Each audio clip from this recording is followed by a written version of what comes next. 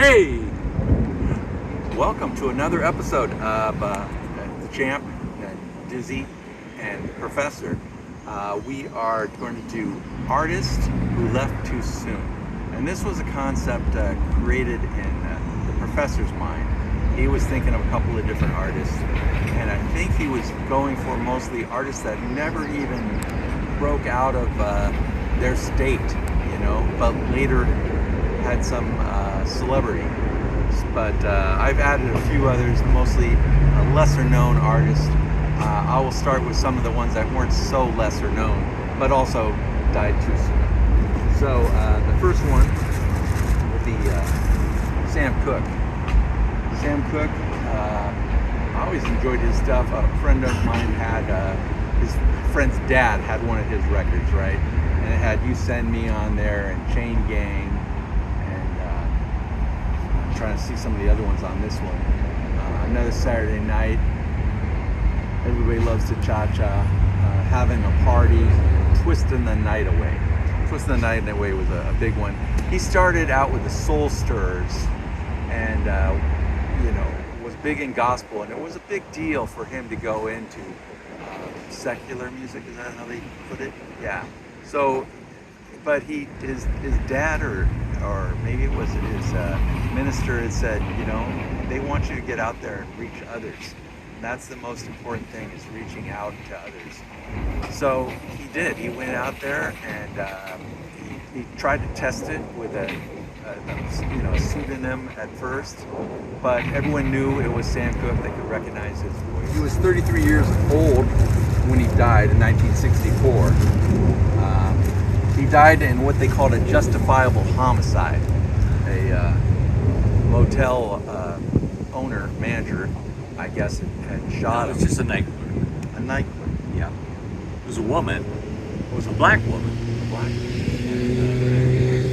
He had been robbed in his hotel room by probably a prostitute, and he was naked, and he wrapped a towel around himself, and he ran into the office, and she was frightened that he was upset, screaming at her, and so she had a gun.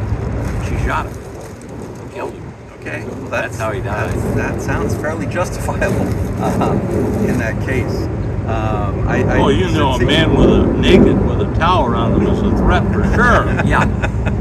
Well, it did say that the family had still questions about it, but you can't get all the information, especially from a dead man. But Sam Cooke, But he was a huge star, and he had a huge influence on other stars who heard his music. Yeah. Were influenced by his style. Yeah, I remember Rod Stewart did one of his, I think it was Twist the Night Away. Seated. I think he covered one of a lot of people covered one of his songs, and just great material. James Taylor did some of his songs. Cooke. Wonderful World. Is Wonderful World the one that Louis Armstrong covered? That's the same one. Yeah. Mm-hmm. But many people covered Sam Cooke. Yeah. He was a huge star, and he's didn't die, without becoming a big star. He definitely was a big star when he died at 36. But the other artists I was thinking of were people like Nick Drake, who I believe was an English star. Actually, Sam Cooke died at 33. 33. Sam Cooke died at 33. I know, unlike Sam Cooke, none of his music really ever right charted or been well known at all. And it wasn't until at the early 2000s that people had brought up some of the songs that he had recorded. He recorded about 3 albums worth of music, and they're all available. I don't know if in public they are, but they're available on iTunes and any of the music services. You get Nick Drake's music. Yeah, he was 26 years old in 1974 when he passed away. So but his stuff, I think, was a little darker, and he was depressed. It was more like folk music. What he wrote. He suffered from depression, and he died of a drug overdose. I heard it first on a Volkswagen commercial. That was his song "Pink Moon" was used as the backdrop for that commercial. So I dug in pretty deep, and I have copies of most of his recordings now. My own personal library. and the other one. I that you- think a lot of it's really great music, so I encourage people to seek out Nick Drake's music and listen to some of it because it's really good. Eva Cassidy is another one that you. Yes, Eva Grabbed a Cassidy hold of. was someone who didn't do any original music, but she covered a lot of different music. She covered jazz, blues, popular music, folk music, and so she had trouble getting a recording label to take her on because they weren't really sure where she wanted to be in terms of her Genres. deal. Her genres were too mixed. But those records that she did self-publish at the time and would sell out of her trunk of her car were some really great arrangements of songs like "Somewhere Over the Rainbow." It's hard to think that you could make a big song out of that whole song, but her version of that is just spectacular. I think it's a showstopper. And that's just one of many songs that she covered. She had an album called Songbird. Did she also have a song called Songbird? Yes. And she had a number of albums that came out posthumously that, you know, they dug deeper into her Recordings. her recordings, and even took a recording that they were able to strip just her vocal out of the mix, and then added a London Symphony Orchestra to it, but for background. And she always thought that would be the pinnacle, is to have that, and so they were able to do it, and so that also sold. But I mean, her music is just great. I mean, when you hear her voice and you just go, oh wow, the pitch on that is just so right on, and just so beautiful. I think the album that came out while she was alive was at Blues Alley, that was it, at Blues Alley, and just really nice stuff. She had a third album that she did with Chuck Brown. It was actually his album that she is featured on, but she sings many of the tracks on that album. Chuck Brown, who's also a singer. And she died at 33 years of age, and Cancer. yeah, it was melanoma, you know, virtually unknown outside of the Washington D.C. area, which is where she was performing. But She was the subject of a documentary. documentary of her life, and so there was some spotlight on her career. Right, but not before she died. No. That's what I'm saying. She's been dead 10, 15 years. Right. That Right. came. It was interesting how she the internet kind of bubbled her up. You know, she was, nothing. No one really knew about her. And then the internet got a hold of her and had some of those recordings were put on YouTube, and people were like, oh yeah, this should be a star. And then she was. So again, I would encourage people to try and dig her recordings are available again on all the different music services. Okay, we got some Jim Croce. Jim Croce is another one that he wasn't as young. He was 30 when he died in 1973. But when he died, that's when things really kind of took off. I mean, he did have Bad Leroy Brown out already, but I've Got a Name came out later, and I think the one that Time in the Bottle. Time in a Bottle.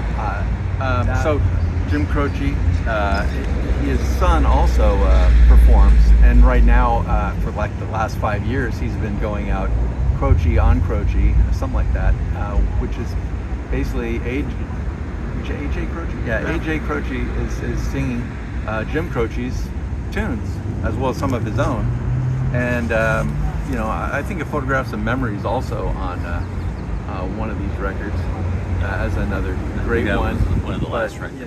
Bad Leroy Brown, Operator, That's Not the Way It Feels. Time in a Ball, You Don't Mess Around with Jim, Alabama Rain, Roller Derby Queen, Lover's Cross, Speedball Tucker. Just the hard way every time working at the Car Wash Blues. Working at the Car Wash Blues, I got a name.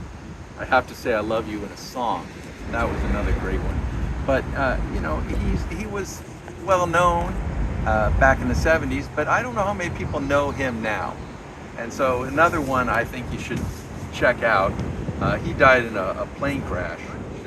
It's because I didn't look for them. But Tim Buckley and Jeff Buckley, they both died young, father and son. Tim Buckley was 28 years old in 1975, died of a drug overdose, heroin and morphine. His biggest song was Song to the Siren. And was kind of folk, did some psychedelic stuff as well. So he was trying different things. Do you guys have something on him? Well, yeah, no, I saw him live at 1970. So, I saw him at the Magic Mountain Music Fair, which is on top of Mount Tamalpais, which is in Marin County of north of San Francisco, across the Woodgate Bridge. And he, of course, he just played acoustic guitar. Sometimes had a kind of a conga drummer with him, and that would be it. Sometimes a bass guitar too. Now he did branch out into what I would call jazz, because he added a marimba or a xylophone or whatever to it, and he would also every once in a while get horns in there and all kinds of things. And he got into even being sort of experimental, because he liked to make noises that I'd call like ooh, like he's moaning and groaning, and he's trying to reach out. It's a lot of people do it. It's a lot of jazz musicians, when they get really excited in their music, will start to do it as well. And that was he was kind of trying to indicate that he was really into the music. I feel it. Yeah. No, I know what you're saying. Like we've talked about a few other musicians like Keith Jarrett and others that will kind of hum along with their music, and it's like sometimes can take you aback and maybe make it less attractive. But for the musician, they are feeling this, and they want you to feel it maybe too. And even if you don't want to feel it that way, that's part of them. That's the way they're going to present it. I like the first couple records, especially of Tim Buckley, and I would say those were my favorites. Especially a song called "Hello Goodbye." Those were upbeat records in most senses, and I would say as his use of drugs continued, the records became less happy and obscure, more down and he also had a 5-octave range, and his son had the same 5-octave range, which is pretty that amazing. might be that calling sound that I referred to. Yeah. So his son Jeff died in 1997, and he was age 30. He drowned in a river. His biggest thing was, well, he only had one album. It's called Grace.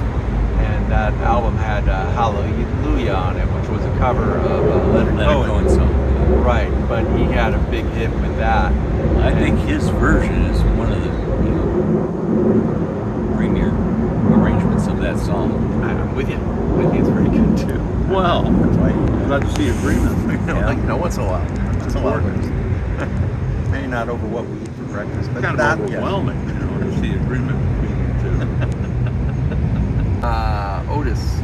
He died at 26. I think he's part of the 26 club. Yeah, 26 years old.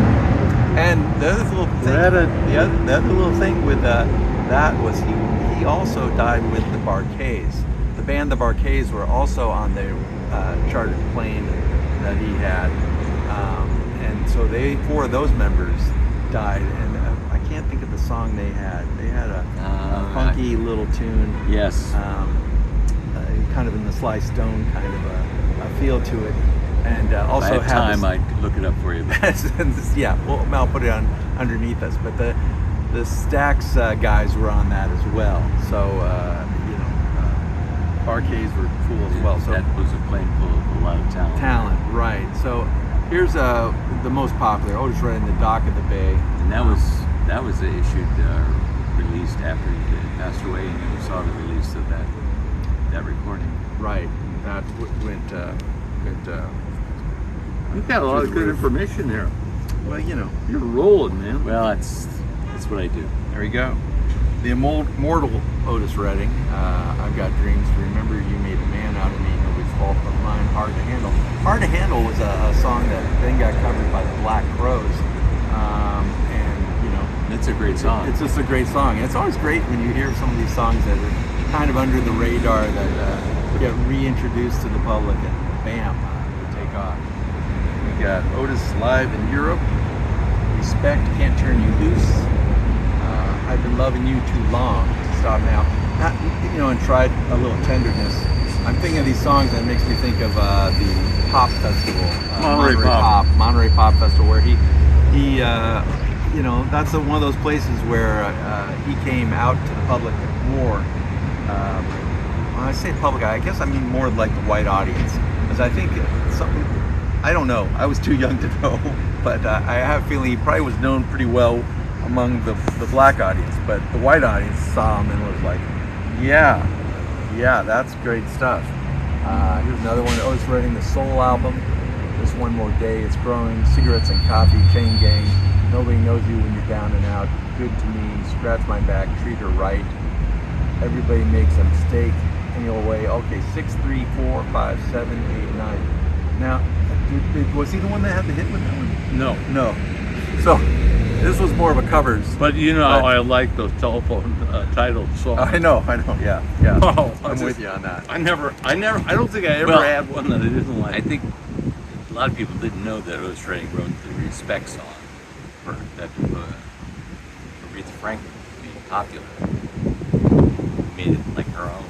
But Yeah, it says by Otis Redding. I was going down you there. I know. Wow, no, he did it. He did it. He kind of hurt Well, he his says feelings it. that he I think he says it on both the Monterey Pop and then and live in in Paris. Paris. He says, "She just stole this from me."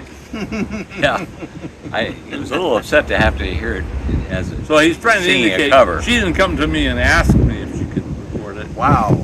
Well, I don't know. He's covering My Girl here and some other ones on this album. Yeah. So he did a little borrowing as well. Yeah, Old he Man took River, it I don't a little think that more was personal his. than ones he wrote himself. So Well, that's the Old Man Trouble. He does that is by Otis Redding. But I don't know, some of these, I Can't Get No Satisfaction by Mick Jagger and Keith Richards. That wasn't no, it. He had a great interpretation He did. of that, though. He did. knocked He did it out have of a the park. great I'm Yeah. with you on that. So that's it. he was just a great artist. Artists left too soon. I feel this is a topic that we could, re-explore, because I think there's a lot of artists that died too soon, and even if they died at 60, it may have been too soon. in my I think Tom estimation. Petty may have died too soon. Too soon, yeah. Prince may have died too soon. There's a number of them that I would say. There are. would, have Bobby died Darin died too too soon. Yeah. He had a huge wealth of multi-genre. Can I Hits. drop another And that's name? a split splash, right? Elvis. Elvis died a little too soon. Yeah. He died a little young. A Yeah. little young. So that's it for today, folks. And champ out. We'll catch you next time. Hey, can I say something to you? You're out too. And I'm out too.